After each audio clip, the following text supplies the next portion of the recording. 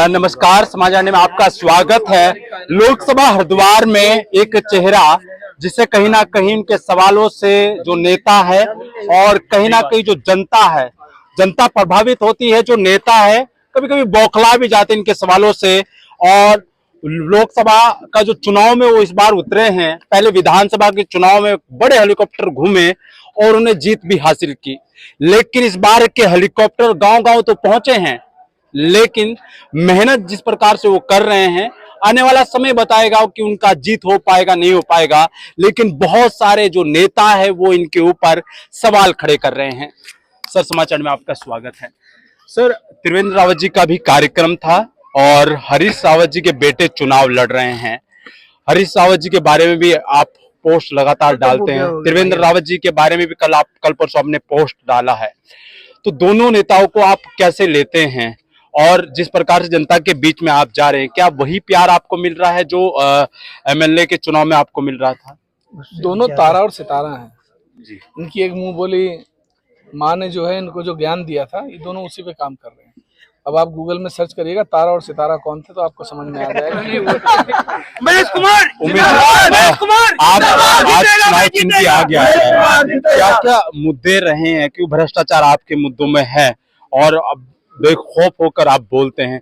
BJP से आपको डर नहीं लगता? जिस प्रकार से कांग्रेस कहती है कि भैया वो तो ईडी लेकर आ जाते हैं, तो कहीं ना कहीं आपके अंदर डर नहीं है इस प्रकार का? भाई कर्म ऐसे करोगे तो झेलना पड़ेगा ना। मेरा तो ये कहना है कि ठीक है, आज की डेट में ईडी सीबीआई का इस्तेमाल हो रहा है, इसमें कोई दो राय नहीं है, लेकिन अपने डर के कारण जो लाखों लोगों ने आप पे विश्वास जताया है, उस विश्वास के साथ आप धोखा नहीं कर सकते। और किसी की किस्मत में जो लिखा है, जिसकी योग राजयोग लिखा है वो राजयोग भुगतेगा, और जिसके जेल योग लिखा है वो जेल योग भुगतेगा। उमेश जी, एक सवाल मेरा आपसे था। कल हम सवाल कर रहे थे हरीश रावत जी के बेटे से भी कि आपको जो टिकट मिला है वो क्या पिताजी की वजह से मिला है, तो आप इसको क्या लेते हैं? क्या वोट बैंक जिस पर उनको पिताजी की वजह से नहीं मिला। उन्होंने बहुत काम किए हरिद्वार में। यहाँ पर उन्होंने स्मार्ट सिटी बनाई, यहाँ पे तटबंध बनाए, उन्होंने यहाँ पे गरीबों की शादियां कराई, हाईवे बनाए, मेडिकल कॉलेजेस बनाए। उन्होंने इतने महान काम किए हैं, पिताजी के कारण क्यों मिलेगा टिकट उनको? वो अपने में इतनी बड़ी महान विभूति हैं। आप क्या करने वाले हैं हरिद्वार जिस प्रकार से आप शादी ब्याह? मेरा तो ये कहना है कि रोड सड़कें लोगों को बाद में चाहिए, पहले चाहिए उनके साथ खड़े होने वाला, उनकी लड़ाई लड़ने वाला, उनके मुद्दों की बात करने वाला, उनके सुख दुख में शामिल होने वाला, उनके लिए ब्लॉक में तहसील में लड़ाई लड़ने वाला, उनके लिए डीएम और अधिकारियों से लड़ाई लड़ने वाला। देखिए, मैंने आपदा के दौरान एक चीज सीखी। जब मैं आपदा में 10 दिन लोगों के बीच में था तो पूरे हरिद्वार जनपद ने एक बात कही कि आपदा में पानी कोई नहीं निकाल सकता, मैं बाढ़ का पानी नहीं निकाल सकता, लेकिन एक एहसास लोगों को ये रहता कि हमारा विधायक हमारे बीच में है, कोई परेशानी आएगी कुछ ना कुछ व्यवस्था कर देगा, निकाल लाएगा। सेना लाए, एनडीआरएफ लाए, एसडीआरएफ लाए, खुद 24 घंटे जोक सारे पैर खा गई हमारे, पूरे लोगों ने देखे हैं। इन्फेक्शन हो गया, 10 दिन तक पानी में जुटे रहे, हम हिले नहीं। और जो लोग अपने को खादर का नेता कहते थे, उन खादर के नेताओं के खद्दर के कुर्ते पर खादर की मिट्टी का एक दाग नहीं लगा। खादर में पैदा होने से खादर का नेता नहीं बनता आदमी, किसानों के दुख और पीड़ा समझने से आदमी नेता बनता है। और सबसे पहले आपको ये समझनी चाहिए। लेकिन खादर के नेता सारे के सारे गुलाम बन गए। हरिद्वार जनपद के सारे नेता देहरादून बैठे नेताओं के गुलाम बन गए। गुलामी छोड़ेंगे, जिस दिन इनकी रीढ़ की हड्डी अपनी मजबूत करेंगे उस दिन लड़ाई लड़ पाएंगे। जो लोग यहाँ से चुनकर जाते हैं वो गुलामी करके अपने को अमीर और करोड़पति बनाते हैं, किसान का नहीं सोचते।